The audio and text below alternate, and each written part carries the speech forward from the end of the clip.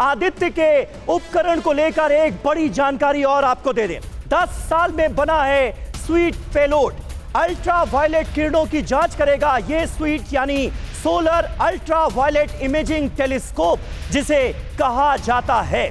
तो कई तरह की जांच होगी, कई तरह के नए नतीजे सामने आएंगे। ये इसरो के वैज्ञानिक उम्मीद कर रहे हैं, जिससे न सिर्फ आगे आने वाले मिशंस को लेकर हिंदुस्तान को बल्कि पूरी दुनिया को कई अहम जानकारियां मिलेंगी। लेकिन बड़ी चुनौतियां सामने हैं। आपको बता रहे हैं हम पूरे सफर के बारे में कि जब लॉन्चिंग होगी उसके बाद क्या कुछ होने वाला है। आदित्य L1 मिशन किन फेजेस से होकर आगे बढ़ेगा और अपने उस पॉइंट पर पहुंचेगा जहां पहुंचकर उसे स्टडी करना है। 16 दिन तक पृथ्वी की कक्षा में ही रहेगा आदित्य। 16 दिन का ये लंबा सफर है। उसे पृथ्वी की कक्षा से बाहर निकलने के लिए उसे 16 दिन लगेंगे। जरूरी गति मिलने के बाद ट्रेजेक्ट्री बदलेगी। पृथ्वी की कक्षा के बाद 110 दिनों का सफर है। इसरो से तस्वीरें जारी हो रही हैं। ये तस्वीरें भी आपको दिखा देते हैं। देखिए, ये तस्वीरें सीधे इसरो से आप देख रहे हैं और ये देखिए तस्वीरें आदित्य L1 मिशन जहां से लॉन्च होने वाला है, वहां की तस्वीरें आपको दिखाई जा रही हैं। अब से कुछ समय बाद 11:50 पर आदित्य L1 का लॉन्च है और आपको हम क्लॉक भी दिखा रहे हैं, यानी अब कितना समय बाकी है, 43 मिनट 47 सेकंड। और ऐसे ही ये क्लॉक आप यहां पर भी देखते रहिए।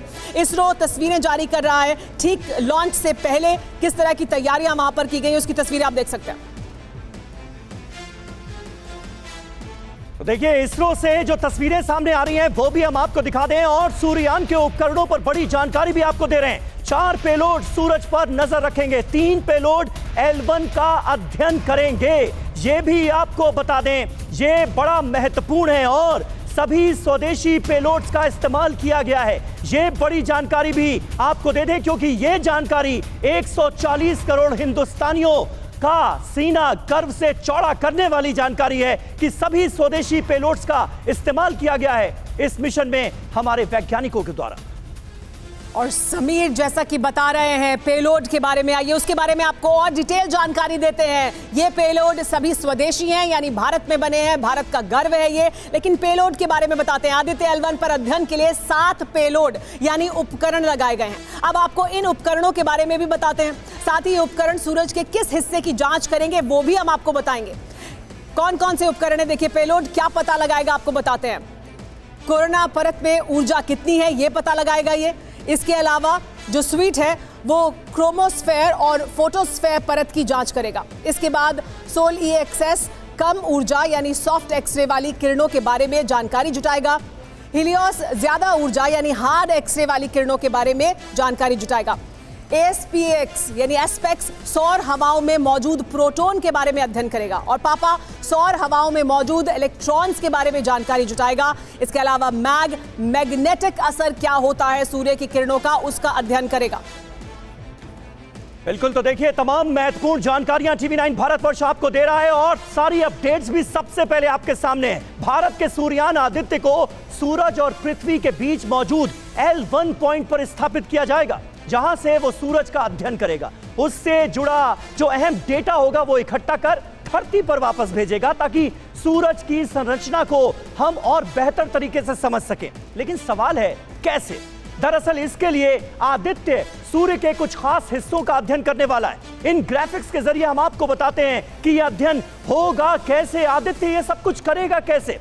क्रोमोस्फीयर ये सबसे बाहरी परत होती है, ग्राफिक्स के जरिए आप और अच्छे से समझ सकते हैं। फोटोस्फीयर ये अंदरूनी परत होती है और कोरोना, जिसका जिक्र बार बार हमारे वैज्ञानिक कर रहे हैं, ये सूर्य का वायुमंडल है जिसे कोरोना नाम से जाना जाता है। सौर हवाएं सूर्य से बहने वाली हवाएं हैं। तो आज की इस पेशकश में आपके लिए जानने के लिए भी बहुत कुछ है। कोरोनल मास इजेक्शन सतह पर होने वाले विस्फोट को कहते हैं और अल्ट्रा वायलेट किरणों का भी जिक्र बार बार हो रहा है। वो क्या कर सकती हैं ये आप इस ग्राफिक्स के जरिए समझ सकते हैं। तो अपने आप में ये मिशन नायाब साबित होने वाला है। सुमेरा। जी हाँ, और सूर्ययान से जुड़ी और बड़ी जानकारी हम आपको बता रहे हैं। तस्वीरें भी लगातार दिखा रहे हैं जो इसरो से जारी की गई हैं, लेकिन बड़ी जानकारी भी आपको बता दें। हर जानकारी आपको हम TV9 भारतवर्ष पर दे रहे हैं। कुछ ही समय बाकी है। फरवरी से पहली तस्वीर भेजेगा आदित्य, ये बड़ी जानकारी है, यानी फरवरी से पहली तस्वीर भेजना शुरू कर देगा। आज लॉन्च हो रहा है, जनवरी में L1 पॉइंट पर स्थापित हो जाएगा। फरवरी से पहली तस्वीरें और जनवरी में L1 पॉइंट पर स्थापित होगा। कक्षा में जाने के बाद उपकरण टेस्ट होंगे और फरवरी में अपना काम भी शुरू कर देगा। यानी फरवरी से काम शुरू कर देगा आज लॉन्च होने के बाद।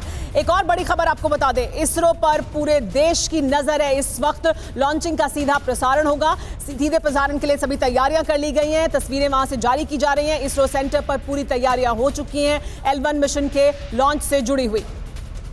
बिल्कुल, और एक के बाद एक बड़ी खबरों के आने का सिलसिला जारी है। मिशन की सफलता के लिए पूरे देश में प्रार्थनाओं का, दुआओं का दौर जारी है। जगह जगह सूर्य नमस्कार के कार्यक्रम आयोजित किए जा रहे हैं। मंदिरों में खास तरह की पूजा अर्चना की जा रही है ताकि ये मिशन पूरी तरह से कामयाब हो, और कामयाब होगा भी क्यों नहीं। 140 करोड़ हिंदुस्तानियों की दुआएं, प्रार्थनाएं इस मिशन के साथ हैं। जी हाँ, चांद पर फतह दर्ज करने के बाद अब सूरज की तरफ हम आगे बढ़ रहे हैं। यानी सूरज का अध्ययन करने के लिए हमारा ये मिशन महत्वपूर्ण है बहुत, और आगे बढ़ रहा है। महज शुरुआत है ये, किस तरह से चांद पर फतह करने के बाद अब L1 का लॉन्च हो रहा है।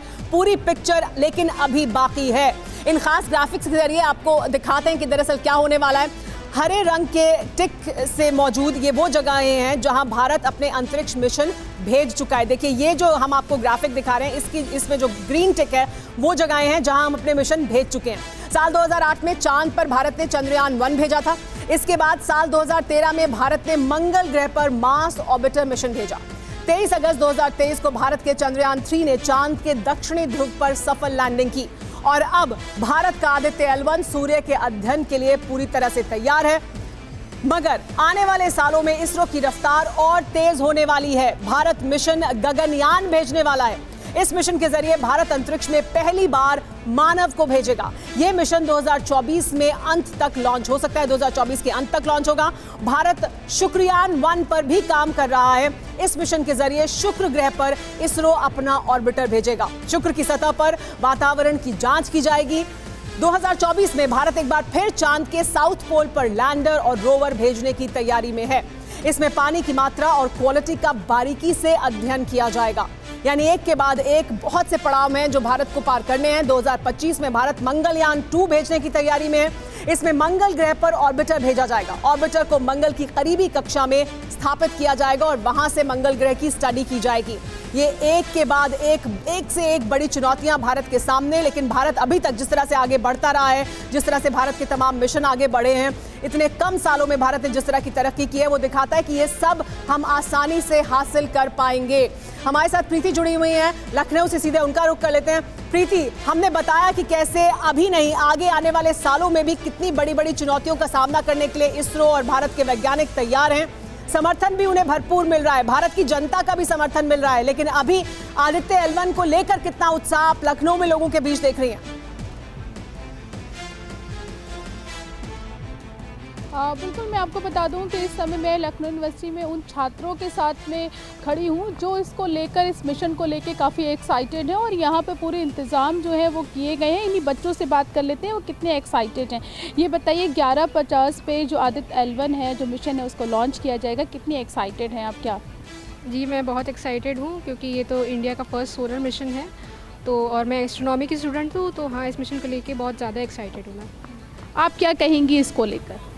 ये आदित्य L1 काफ़ी ज़्यादा इम्पॉर्टेंट मिशन है। इसके वजह से हम लोग को काफ़ी ज़्यादा इम्पॉर्टेंट चीज़ें सन के बारे में पता चलेंगी। सन का फोटोस्फेयर, क्रोमोस्फेयर, कोरोना, वहाँ का एटमॉस्फेयर कैसा है, सोलर एनर्जी, सोलर विंड किस टाइप से हम लोग तक पहुँचती हैं, काफ़ी चीज़ पता चलेगी। एंड ये पूरा दिल से प्रे करते हैं कि ये सक्सेसफुल रहे चंद्रयान 3 की तरह। ये बताइए, आपके यहाँ पूरा इंतज़ाम भी मैं देख रही हूँ, बायोस्कोप लगाए गए देखने के लिए, तो कितने आपको किस तरीके से आप लेती हैं इस पूरे मिशन को?